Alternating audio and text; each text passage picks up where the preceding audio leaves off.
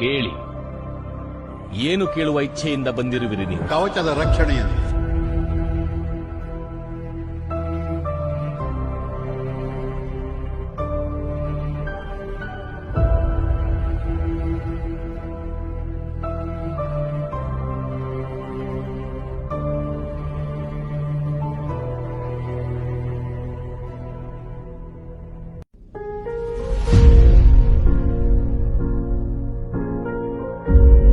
ಪುತ್ರ ಕರ್ಣ, ನಿನ್ನ ಮಾತೆ ಇರುವಳು ಇಲ್ಲಿ. ದಾನದ ಆಶೆಯನ್ನಿಟ್ಟುಕೊಂಡು ಬಂದಿರುವಳು. ಕ್ಷ ನೀಡಬಲ್ಲೆಯ ಅವಳಿಗೆ?